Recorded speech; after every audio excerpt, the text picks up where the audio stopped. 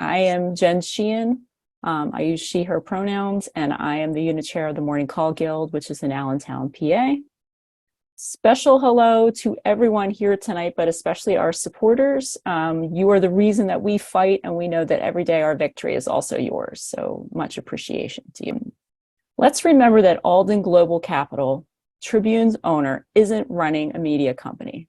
It is a machine designed to do only one thing: turn human suffering into money.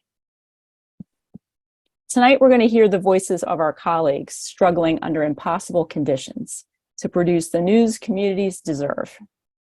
We'll hear about living on the poverty line to produce the stories we value. The big picture has been grim, but Tribune workers have successfully worked together across the company for years now to snatch victory after victory from the jaws of the destroyer of newspapers.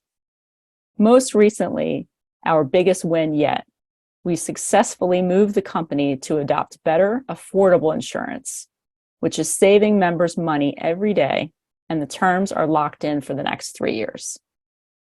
The company had planned to sock us with another massive increase in healthcare costs this year. We would have been facing 13% higher health insurance costs. But we were able to successfully campaign and win life-changing improvements. I'm just going to mention a couple really quick highlights. Our premium savings overall in just the first year across our guild will be $70,000. That's $70,000 just in premium savings back in our pockets. And that's without considering the lower overall costs of all levels of insurance. 100% of in-network preventative care, diagnostic testing, and imaging is covered, which is huge. Annual in-network deductibles has shrunk under UFW.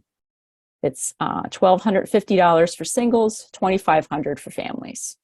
That's money back in our pockets, and it's essentially a raise that we won through our actions and support from our communities.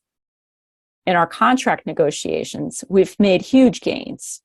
Examples include setting a more modern definition of family members for bereavement leave and important mental health accommodations for times when we suffer trauma in our sometimes emotionally charged work. Together, we're fighting to protect and expand our access to the dependable, relevant news that our democracy depends on. Our program tonight brings us up close and personal with the effects of hedge fund ownership under Alden, the unchecked deterioration of conditions driving workers out of their chosen profession and industry, and the growing news wasteland left behind. Now I'm going to toss it over to my colleagues. We have with us tonight Luke Parker, who is a reporter with the Capital Gazette, and Gavin Stone, who is a reporter with the Virginian Pilot. So in communities across America, the news operations, which have faithfully served as steady, comprehensive witnesses for their readers, have been scalped, stripped, and streamlined to serve only the bottom line of bad faith owners.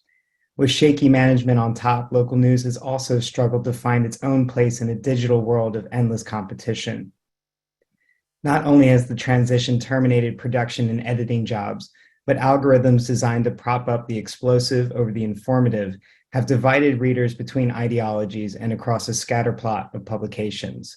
Designed to serve small markets already, this shift has come with a deadly cost to local media nationwide. And since being acquired by Alden Global Capital in 2018, Tribune Publishing's massive news network has become an even quicker victim of this trend, skinning papers to their smallest possible staffing, selling newsrooms, refusing raises, and coercing overtime are just a few everyday examples of Alden's total disinterest in operating a successful media company. These trends have left communities and overwhelming numbers of people across the country without reliable news coverage, much to their detriment. A growing body of research has linked weak local news coverage to more corporate and political corruption, higher polarization, lower funding for public programs and departments, and less competitive elections. To put these symptoms into a national context, there are 200 American counties with no local news outlet and over 1,600 that have only one newspaper, according to a 2022 study from Northwestern University. The combined population of those counties is 70 million people. This contraction has been accompanied by a similar reduction in revenues. Newspaper revenues have dropped from $50 billion nationally in 2005 to $20 billion in 2022. Just 20 years ago, the world looked much different. The same study from Northwestern found that since 2005, a quarter of U.S. newspapers have shut down and a third are projected to fold by 2025. Jobs have plummeted at an even faster rate. Newsroom employment dropped by about 60% over that time period, and staff photographer jobs dropped by 80%. To better explain the impact of these trends and decisions on our careers, we're going to have our members speak directly to you about their day-to-day experiences and how they've managed to work in a corporate culture that's actively working against them.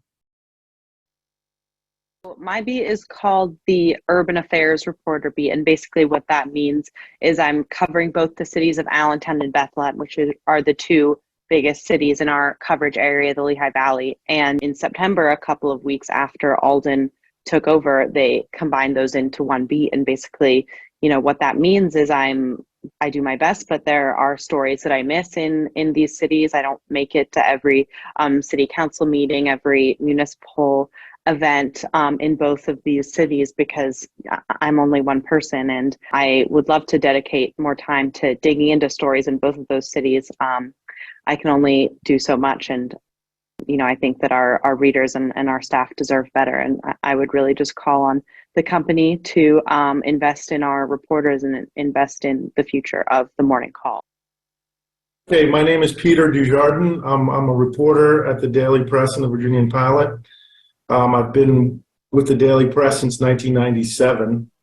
It seems like the editors a lot of times are the ones telling us not to cover things, and the reporters are the ones that actually are trying to get stuff covered, which is different from the past experience of the old newspapers. Was the editors were the ones pushing stories.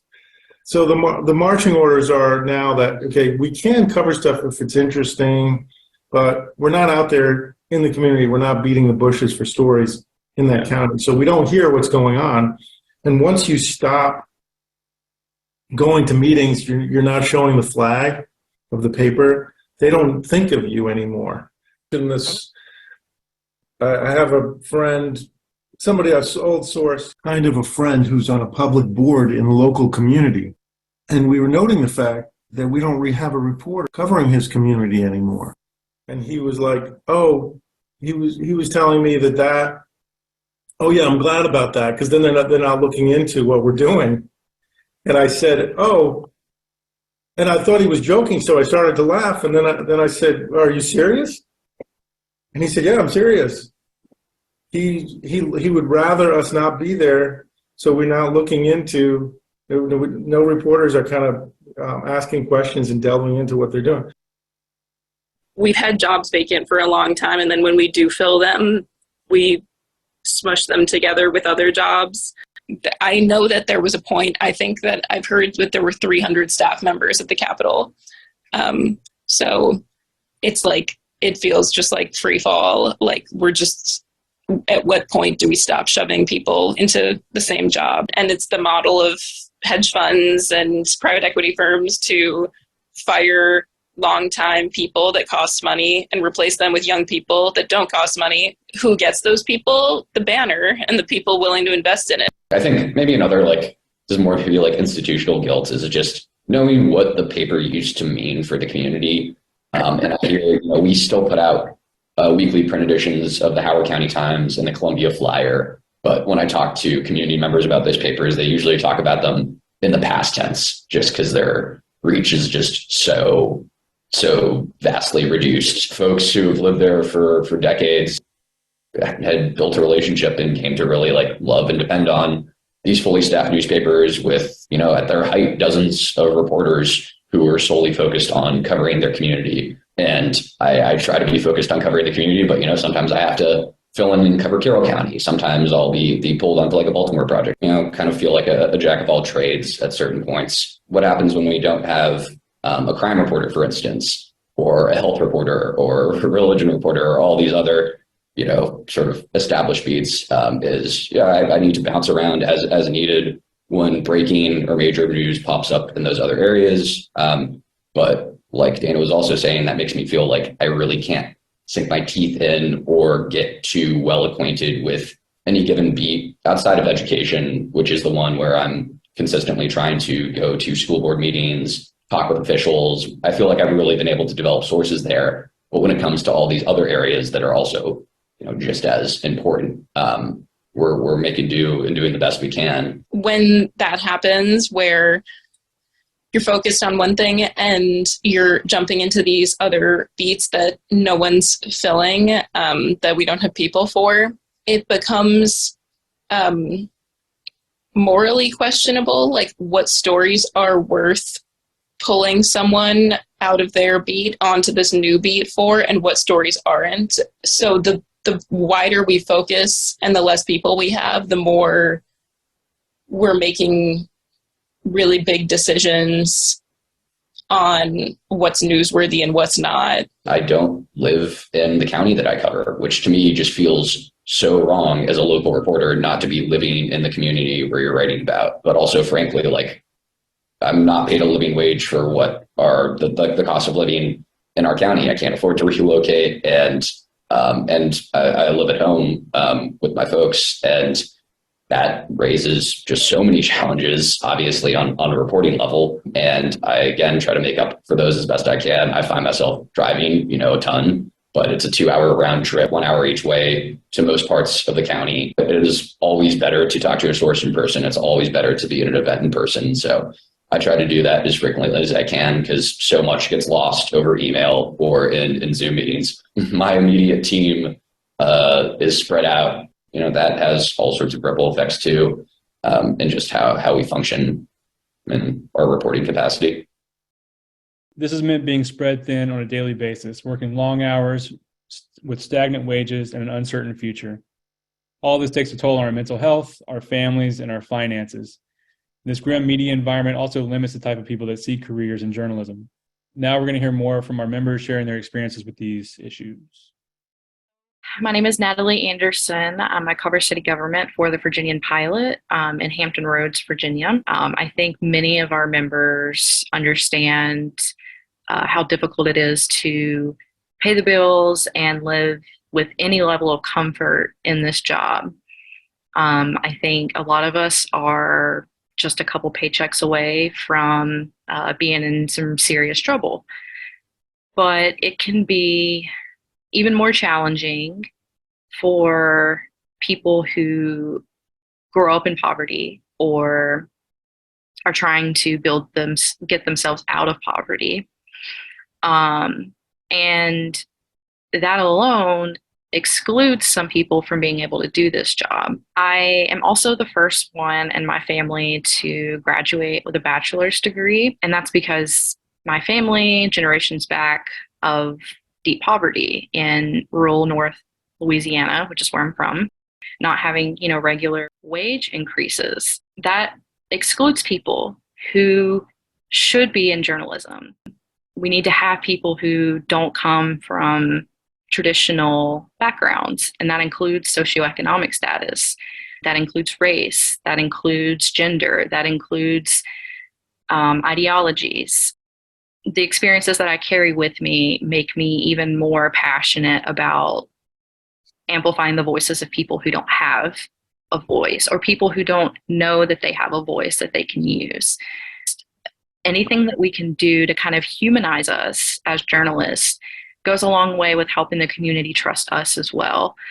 And so when you exclude people who come from these diverse and different backgrounds, you kind of take away some of the human connection, covering what the community deeply cares about and needs to know about.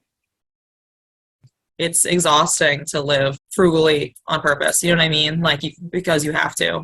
As you get older, first your student loan forgiveness, or whatever it's called when you first graduate, that ends. Now you got to pay your loans. Your insurance goes up. Your stuff starts going up. You have to get health insurance. All these little bills start to sneak in. I do miss the feeling where I was doing stories that were winning awards and getting picked up by the Post and getting really big readership. You think about how you're not doing bigger stories. You're not progressing as a writer. You're not you're not doing anything important. Or I can't do fun stories. I can't do good stories because there's no time. or I'm exhausted. And like, I just can't, I'm trying to pay $1,300 rent and, you know, all these other freaking bills. Like, eventually, like, I found a living situation with like a horrible person in Annapolis. So that didn't last that long. I think that lasted like 3 months, but I was living in a room, and then I moved to another room, and I found like this wonderful lady who then had to sell her house. And then I went to another house.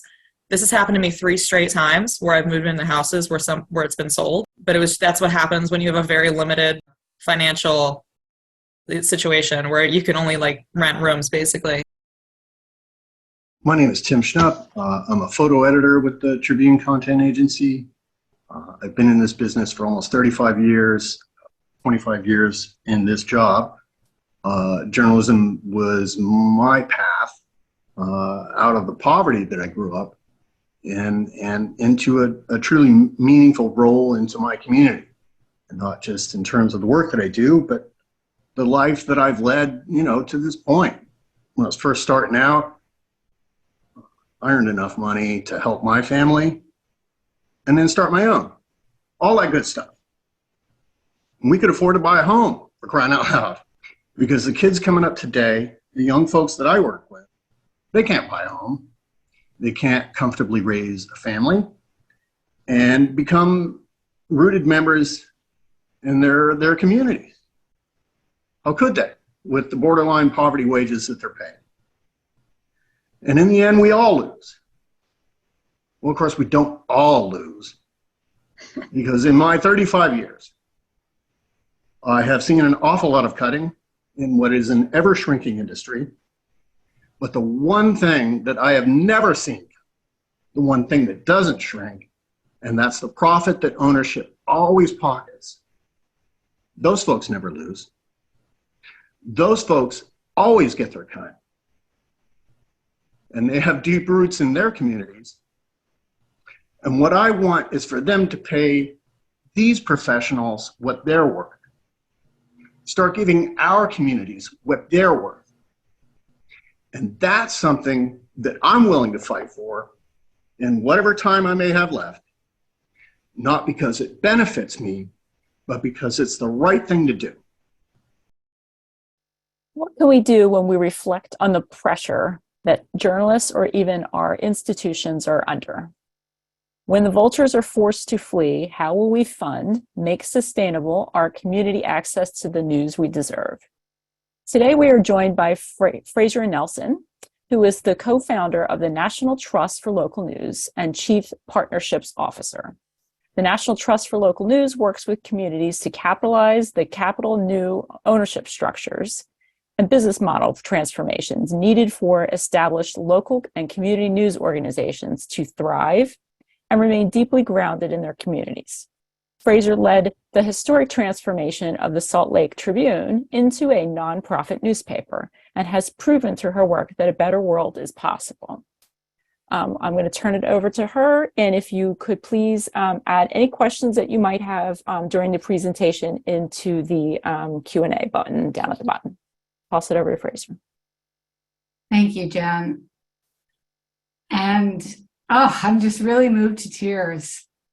You know, thank you, and a deep bow to each and every one of you, because, you know, what you do is, I don't have to tell you how important it is, but the heartbreaking devastation that those bastards at Alden have done is just really, it made us create the National Trust for Local News. And I'm glad to say that we were able to get the Salt Lake Tribune out from their vulture claws, and that it's doing very, very well without Alden, better than it has in years and years. I'm going to share my screen and just walk through a couple of slides. But what I want to say before we really launch in too much is that the National Trust for Local News exists for you all. I don't know how many times we're going to be able to pull a paper out of Alden, but we are here to end this fight with you. And I hope that you will all be in touch with me if there's something that I can do, and I'll put my information in the chat, and I'm anxious to talk to you and to get to know you better.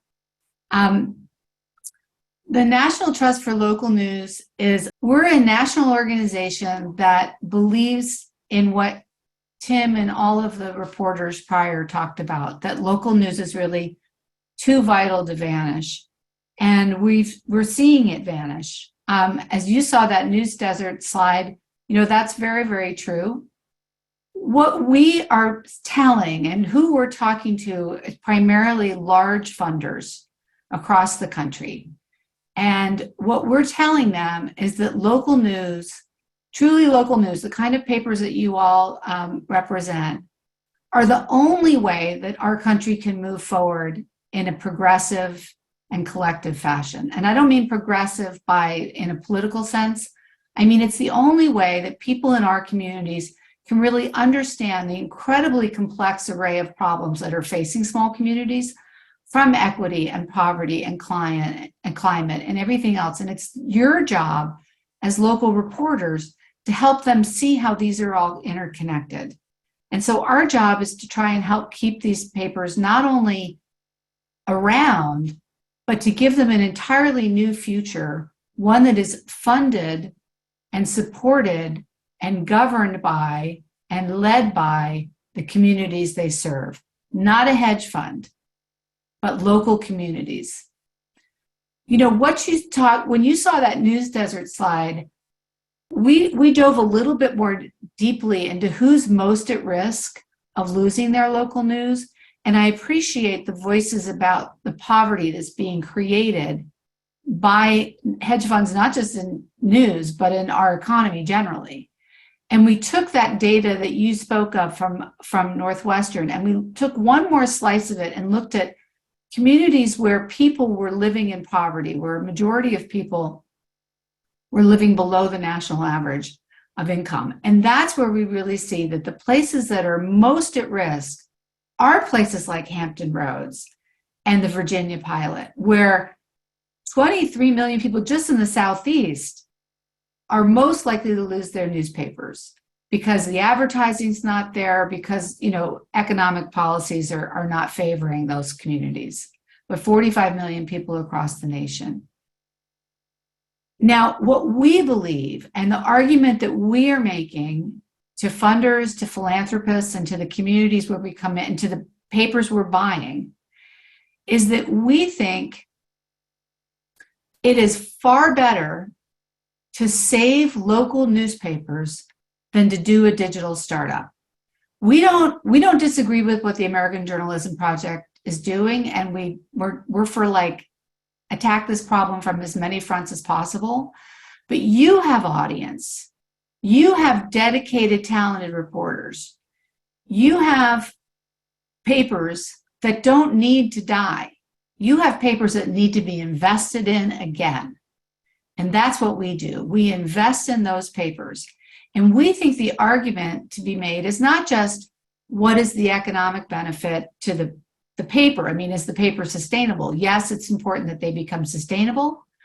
But what is equally important is that the papers that you all represent are the things that keep our communities cohesive.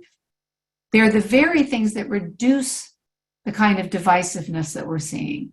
They're the very instruments that we need for democracy with a small d in our country. And that's the argument we're trying to make with the powers that be around the country. And you know what? They're listening. People are getting it. They're starting to say, wow, why are we starting digital startups in urban areas, in big metros? Let's save, conserve, and sustain the vital sources of news that already exist in this country and build on those. So that's what we do.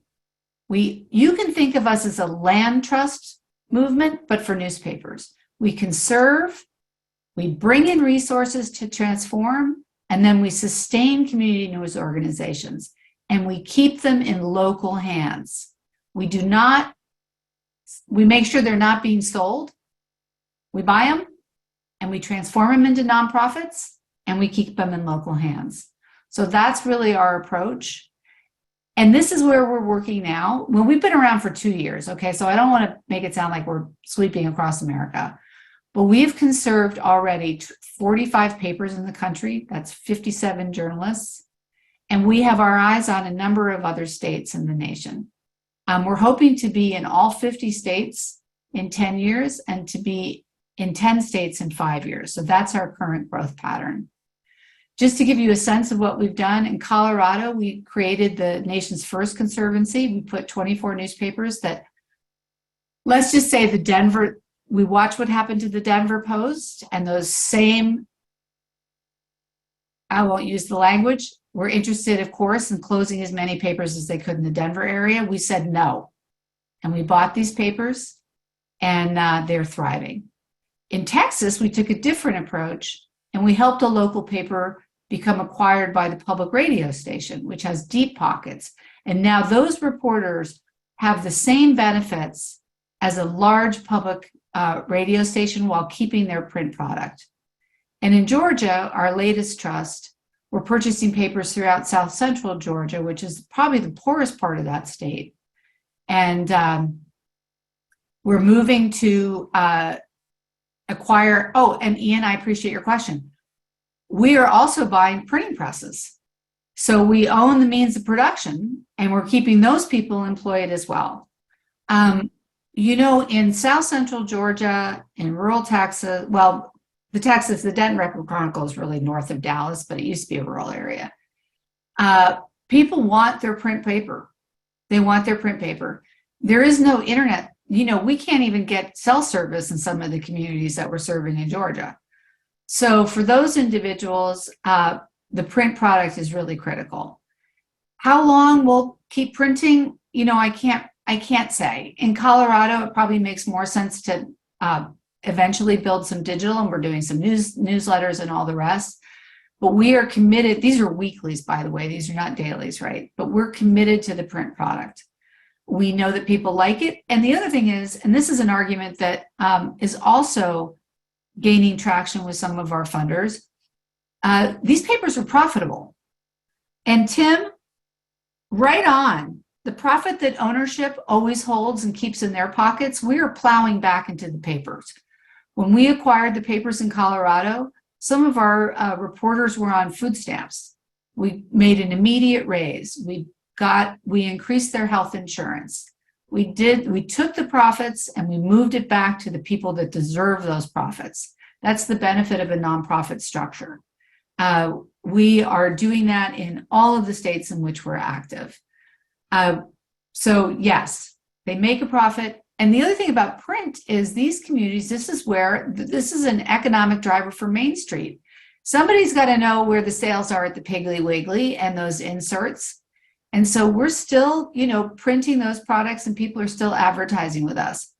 There is no other place to advertise in Dublin County, in Lawrence County, Georgia. So we believe in what you do, and we're seeing it. We're increasing the profitability of these papers. Where do we get our money? We get our money primarily right now from philanthropy, but that's to acquire the papers. Once we acquire the papers, we bring resources to those papers, sometimes with philanthropy, sometimes just by redirecting the profits. And Alden is the worst of the worst. There's no doubt about it. But private owners of all stripes are extractive because they pay themselves salaries. When we take 10, 15 owners that are individual owners, move it into one local trust for local news, you're reducing the salaries of all of those owners. We combine the back office for bookkeeping. We bring in an HR that's combined so that people can get better benefits. All those kinds of things reduce the costs that we are then able to replow back into improving the product, improving the services, and most importantly, with those improving services, the number one way we improve services is by improving the editorial content, and that means improving the ability of journalists to stay and to hire new journalists. It is really reversing the point that Tim made, taking the profit and moving it to the folks that deserve that profit. So some of our big funders are the Google News Initiative, the Knight Foundation, Open Societies Foundations, lots of private donors, etc. Is Allentown on our radar? We're looking right now primarily in the Southeast, Montana, New Mexico, and the Southeastern United States, but we want to be everywhere. So please reach out to us. How do you raise funds for these purchases? You know what? We ask people for money. Now, it's helpful that there has been a re-acknowledgement of the critical role that smaller locals, weeklies, and even dailies and play. And people are getting a little bit of like, oh, you know, there is a lot of digital startups and we love them, but not everybody can find them. And people are starting to say maybe it's more cost effective to actually invest in the things that already exist than trying to create something new, particularly around audience. Would we fund, have you started a strike paper that is competitive? We haven't had, most of the papers that we have purchased thus far, none of them are unionized, but there is a paper that we're looking at that does have a union. The challenge there is if there's legacy pension debt, and that was a big challenge at the Salt Lake Tribune that we had to work through. We're not a big organization. We don't have gazillions of dollars. So that does present a challenge. Any plans for Florida?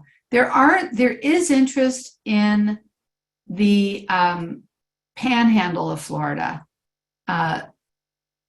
Interestingly, my mother, may she rest in peace, lived in the Villages, a hellish place that has a very profitable newspaper.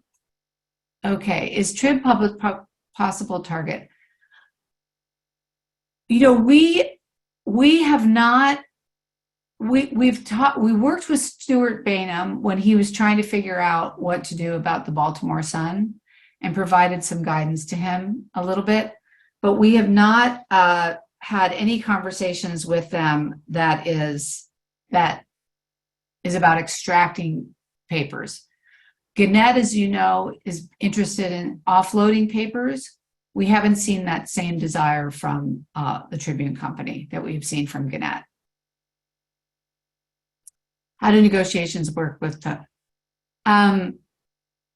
you know, with Alden and the Salt Lake Tribune, what won the day there was giant pots of money from the Huntsman family.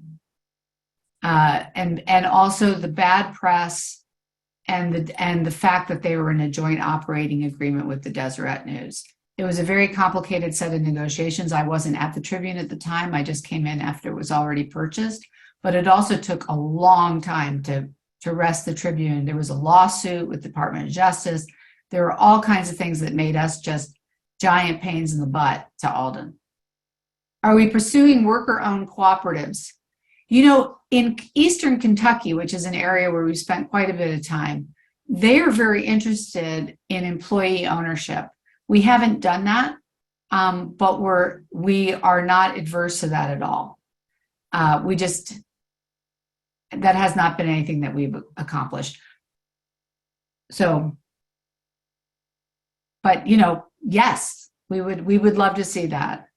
Well, Alden even talked to us. You know, I haven't asked him to talk to me.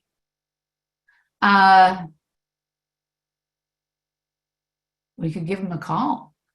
I mean, I think if we had a handful of papers, I mean, this is sort of our approach with another major chain. If we had a handful of papers and could come to them with a solution for a handful of pain in the neck papers, maybe that would be a way to approach it. And I apologize for not having thought of this very much. I hasten to add that until very recently, the National Trust for Local News was 3 people. So, you know, we're not a behemoth, but we're small and mighty. How can we be pain in the neck papers? You know what? I think you guys probably were all kind of pain in the neck papers. You're kind of pain in the neck people, I would imagine. That's what reporters are. I think that if we could look at sort of when the profit at Alden starts crossing with the cost, and we really get to that place where like with some of the Gannett papers, for example, they look at the ROI over a decade and they just see they're either going to have to shut them down or they're going to have to reinvest. I think that's kind of a sweet spot. So if you're seeing that, and I apologize, I really don't know the Alden book very well, or the Tribune book very well, but I would imagine that there comes a time when these things they've extracted what they can and they're going to close them. That's a good time for us to come in. We need to reinvigorate at that point, obviously. Have we started the response from community members? Community members are happy as clams. For one thing, they have some security that their paper is owned by a local nonprofit. So in the same way that a community feels good when they know that the open land in their community is going to be preserved, people feel like that. We've also started winning some more awards than we ever have in Colorado. Will future purchases require a lot of money, like the Huntsman's? Everything requires money, and there's plenty of it. So our job is to go get it and to make sure that the story we're telling about the important work you're doing is heard by the major funders in the nation, so that they are willing to open up their pocketbooks for us to acquire these papers.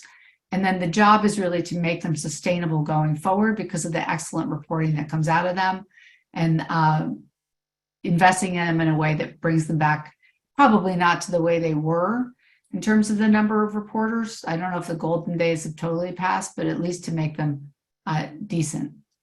How do you learn about how to approach, what makes our approach so effective? Well, for one thing, we ask, and we're not shy. For another thing, we're in the mix, so to speak. We've been part of some of the really big discussions going on now called Press Forward, or what used to be called Sunnylands. And, funders, starting with Knight, but MacArthur, all the rest of them, they want to be part of the solution. They know, and a lot of our funders, frankly, come at this from a democracy play. They're worried about our nation. So much of the funding that we've received to do acquisitions comes either from local foundations that don't want to lose their papers, community foundations and the like, or from large democracy-oriented funders. Legislative strategy. Steve Waldman left Report for America and is now with the Rebuild Local News Coalition. And he is coming up with lots and lots of strategies, nothing specific to the purchase of papers, although he's big into replanting those papers. But yeah, I think Steve is your guy there. Do you think kind of support for newspapers is diminished at all without Trump?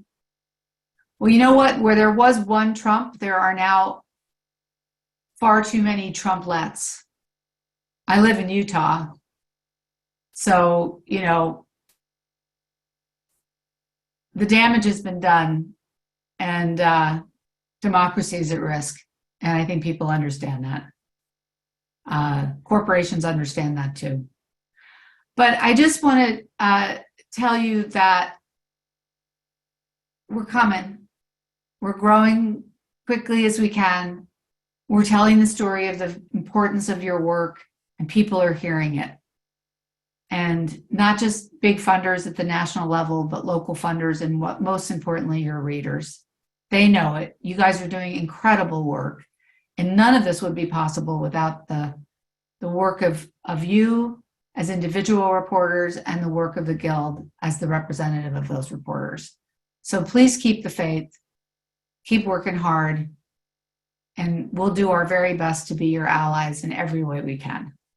Really, really appreciate you, Fraser, for sharing all this information about the work that you're doing. And just as a journalist myself, I just appreciate what you're doing and the efforts that you're undertaking. So, and just your bringing your story tonight has really been uplifting and helpful, and we appreciate it. So we had a couple folks in the chat ask about next steps and what you can do to, help the efforts that we have today and the work that we're doing. Malcolm Emmerich, who is with the News Guild, is going to be sharing in the chat a link to, it's for a petition where you can help show your support for the work that we're doing. and help us with our fight for saving local news. And so if you could take a few moments to grab that link out of the chat and sign it, we would greatly appreciate it. I think this was a really great town hall tonight. Really appreciate everybody showing up for us. Again, thank you to our speakers. Thank you to all of our journalists who shared their stories, and much appreciation to Fraser for her attendance as well.